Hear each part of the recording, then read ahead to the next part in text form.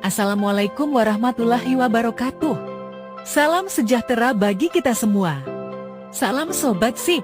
Kembali lagi dengan kegiatan penyuluhan pertanian Balai Penerapan Standar Instrumen Pertanian Bengkulu, yang membahas segala macam mengenai standar instrumen pertanian dan membahas teknologi-teknologi terbaru di bidang pertanian dan peternakan. Perkenalkan, nama saya Trinovita Wulandari.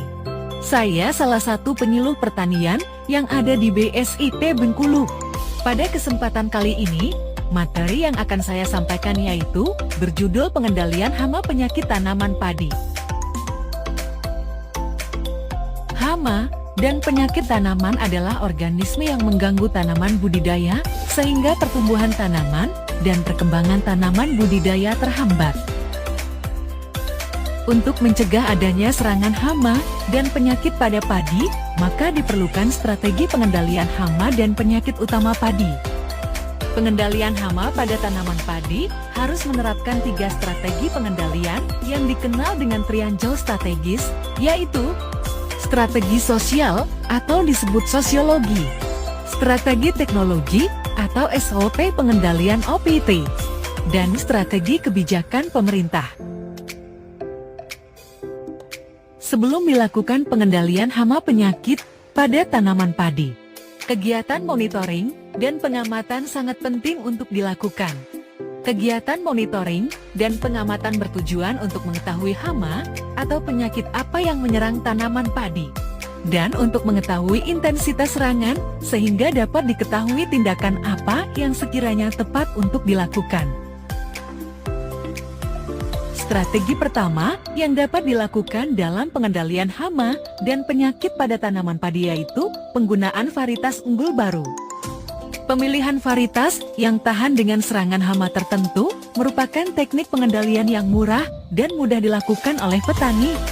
Varietas yang sama tidak boleh ditanam secara terus-menerus dan perlu adanya rotasi varietas. Misalkan pada musim 1 menanam dengan varietas impari digaya, maka musim tanam kedua harus diganti dengan varietas lain seperti cihrang.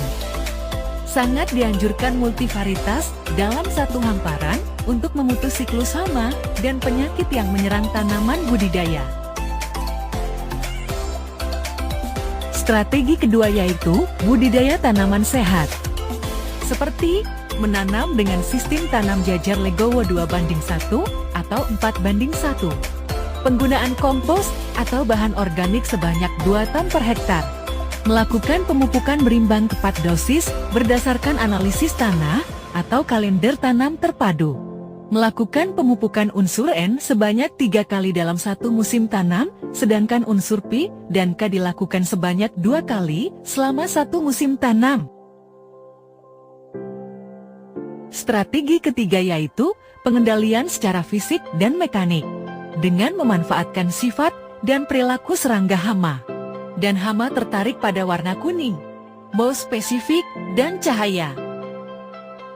Berikut contoh perangkap hama yang dapat diterapkan dalam pengendalian hama pada tanaman padi yaitu: pertama, perangkap lampu untuk pengendalian hama wereng coklat, penggerek batang padi, walang sangit, dan kepinding.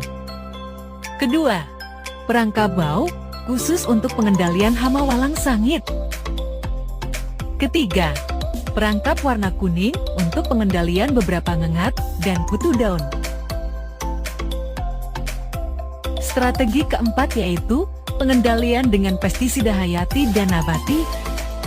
Penggunaan Agansia hayati untuk pengendalian serangga hama seperti jamur Beauveria sp, Nomurai, Metarhizium sp, Bacillus thuringiensis, dan bakteri merah. Pestisida nabati terbuat dengan bahan dari tumbuhan seperti mimba, serai wangi, mahoni, daun kacang babi, kunyit, dan lainnya.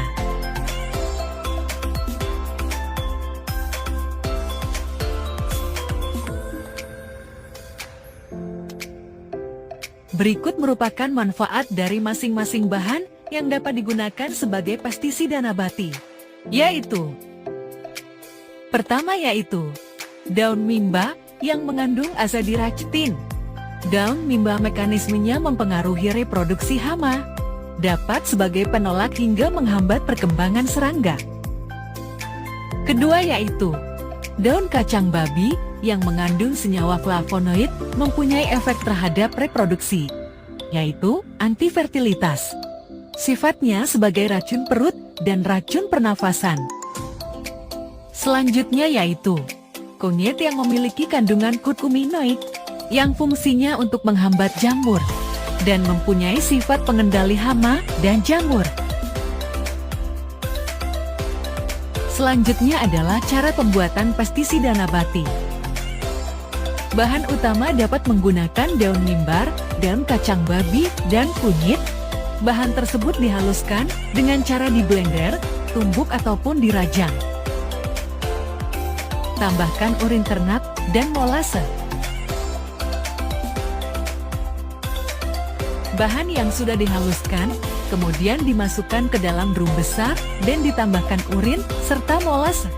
Selanjutnya diaduk hingga merata dan tercampur. Setelah campuran bahan serta molase tercampur rata, selanjutnya drum ditutup rapat, kemudian dipasangkan selang kecil sebagai tempat oksigen masuk. Fermentasi dilakukan secara aerob, di mana fermentasi ini yang melibatkan penguraian substrat atau jenis bahan pangan dengan adanya oksigen.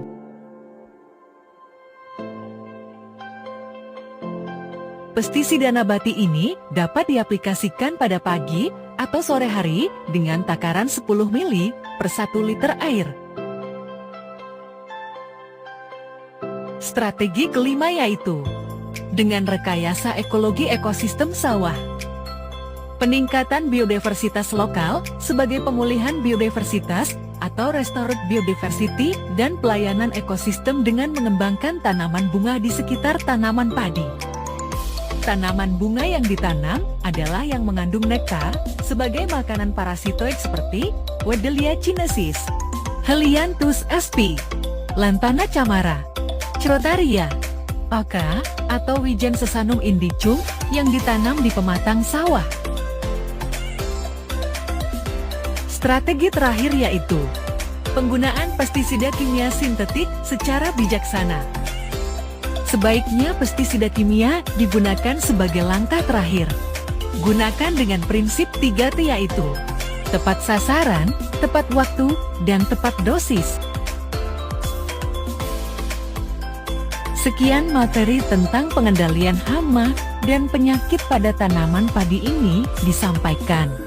Semoga dengan adanya materi ini dapat memberikan motivasi kepada Bapak dan Ibu dalam mengatasi dan mengendalikan serangan hama ada penyakit pada tanaman padi, sehingga produktivitas padi dapat meningkat.